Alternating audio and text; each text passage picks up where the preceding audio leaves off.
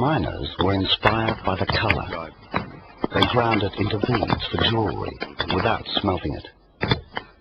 But they had customers from the other side of the Dead Sea who wanted huge quantities.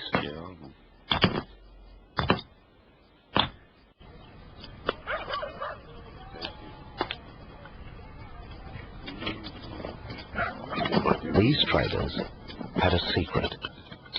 The exact way of heating the ore to create something fabulous. By superheating with blowpipes, they created the first true smelted metal. Copper was used to make everything from ornaments to daggers. Not only that, it could be endlessly recast into other shapes. We're actually finding copper objects abandoned, which is very strange.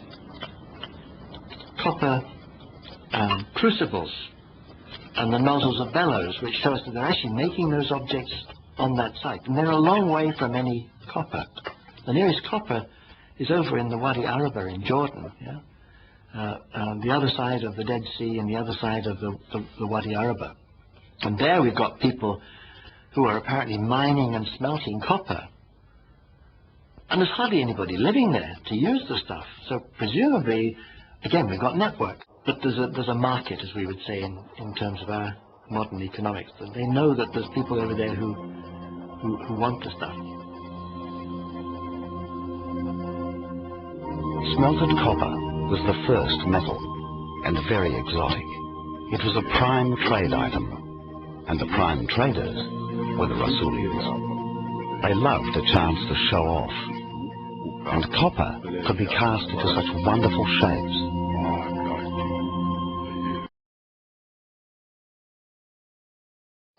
The Beaker people brought the spirit of change that shook the staid old Stone Age life.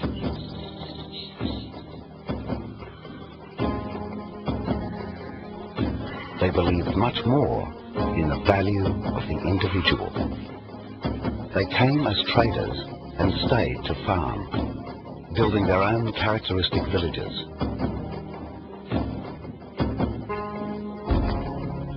What's more, they brought the art of smelting to the north.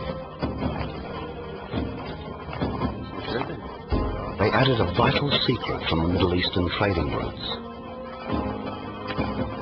Mix some tin to copper, and you get bronze.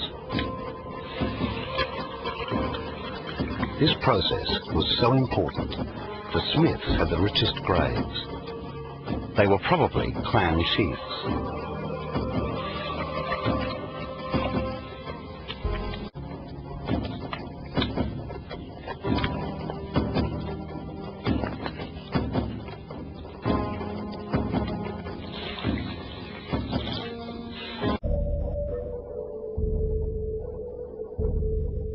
These leaders wore breastplates and decorative metal jewellery, again as symbols of their wealth.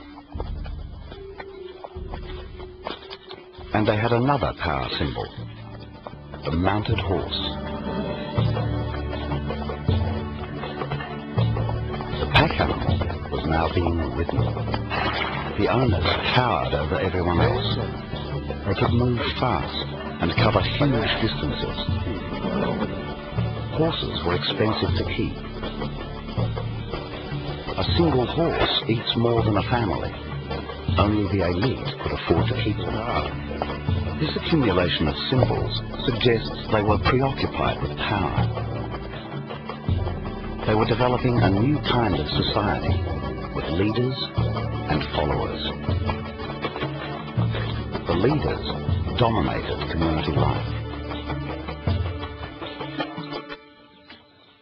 Most farmers who produced life's basic necessities were the followers. The Beaker people were the traders of Stone Age Europe.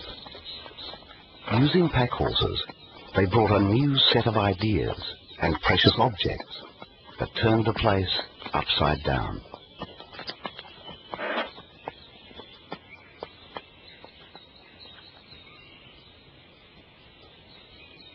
they were able to trade. They were able to organize supplies of things.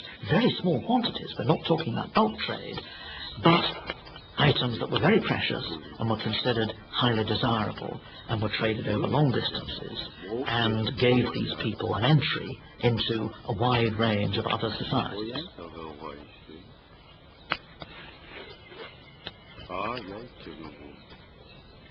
The drinking cups perhaps suggest that there were new things to be drunk, and it's a very plausible suggestion that what we're looking at is the first use of fermentation to make alcoholic drinks.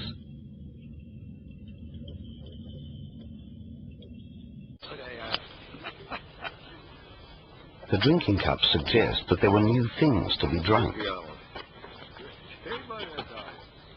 They made an early form of mead using honey for drinking rituals.